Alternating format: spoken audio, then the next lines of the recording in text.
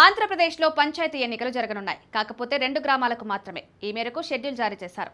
ఈ మేరకు ఈ ఎన్నికలకు సంబంధించి రాష్ట్ర ఎన్నికల సంఘం కార్యదర్శి సాయి ప్రసాద్ ఉత్తర్వులు జారీ చేశారు.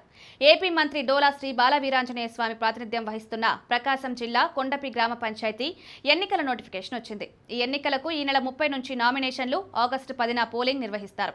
ఫలితాలు వెల్లడిస్తారు. కొండపిలో పంచాయతీ ఎన్నికల నిర్వహణపై ఎస్ఈసీ ఆదేశాలు రావడంతో జిల్లా పంచాయతీ అధికారి గొట్టిపాటి వెంకట్ నాయుడు ఫోకస్ పెట్టారు. ఈ మేరకు ఎన్నికలకు సంబంధించి అధికారులకు సూచనలిచ్చారు. ఈ నెల 30 నుంచి నామినేషన్ల ప్రక్రియకు ఏర్పాట్లు చేయనున్నారు. ఎన్నికలకు సంబంధించి బ్యాలెట్ పత్రాలు, బ్యాలెట్ బాక్సులు, ఇతర సామాగ్రి సమకూర్చుకోవడంపై దృష్టి పెట్టారు. కొండపి మాత్రమే కాదు, తూర్పుగోదావరి జిల్లా కడియం మండలం కడియపులంక పంచాయతీ సర్పంచ్ స్థానానికి ఆగస్టు 10న ఎన్నికలు జరుగుతాయి. ఈ నెల 30 నుంచి నామినేషన్లు స్వీకరిస్తారు. ఈ ఎన్నికలకు సంబంధించి నోటిఫికేషన్ జారీ చేయనున్నారు. ప్రకాశం జిల్లాలో కొండపితో పాటుగా సంతనూతనలపాడు నియోజకవర్గంలోని సంతనూతనలపాడు మండలం మంగమూరు పంచాయతీ ఎన్నికలు నిర్వహించేందుకు అధికారులు సిద్ధమయ్యారు. షెడ్యూల్ విడుదల చేయాల్సి ఉంది.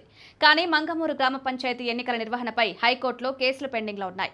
ఈ కారణంతోనే ఎన్నికలు వాయిదా వేశారు. ఈ అంశంపై పూర్తి స్థాయిలో పరిశీలించిన తర్వాతే మంగమూరు పంచాయతీ ఎన్నికల నిర్వహణపై క్లారిటీ వస్తుందన్నారు. అందుకే సోమవారం కొండపికి మాత్రమే నిర్వహణకు ఎన్నికల సంఘం షెడ్యూల్ విడుదల చేసింది. పంచాయతీలకు మాత్రమే కాదు, మరికొన్ని జెడ్పీటీసీ, ఎంపీటీసీ స్థానాలకు కూడా ఎన్నికలు నిర్వహించనున్నారు.